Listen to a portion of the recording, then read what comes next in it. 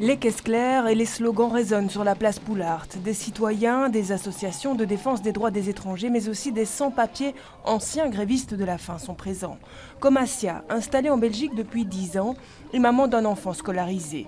Lorsque cette mère de famille arrête la grève de la faim cet été, elle est rassurée par l'accord passé avec le secrétaire d'État à l'asile et la migration. Sa demande de régularisation ne peut qu'être recevable. Mais finalement, les réponses sont tombées et rien n'a été pris en considération. Vous avez eu une réponse négative ? Oh, plusieurs réponses négatives. C'est presque, on peut dire, pour le moment, jusqu'à maintenant, il y a 100 et quelques peut-être dossiers.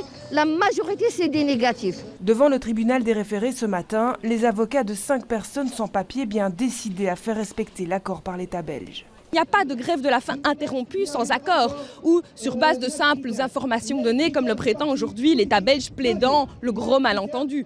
470 personnes introduisent des dossiers sur base de ces lignes directrices en disant « je remplis la condition d'intégration, je remplis le fait de m'occuper d'une personne âgée par exemple ». Ça ne compte pas, ce n'est pas pris en compte, ce n'est pas suffisant pour obtenir une régularisation. Et ça, c'est inadmissible. La salle d'audience est tellement pleine à craquer qu'il faut en changer. Pendant les plaidoiries, il est demandé au juge de mettre les décisions de l'Office des étrangers en pause. Tant qu'il n'y a pas de jeu clair, avec des règles du jeu claires, il est hors de question de continuer à produire des décisions négatives en masse qui produisent des effets délétères sur la santé psychique et physique de ces personnes. De son côté, l'avocat représentant l'État belge a maintenu le fait qu'il n'y avait pas d'accord ni de ligne directrice.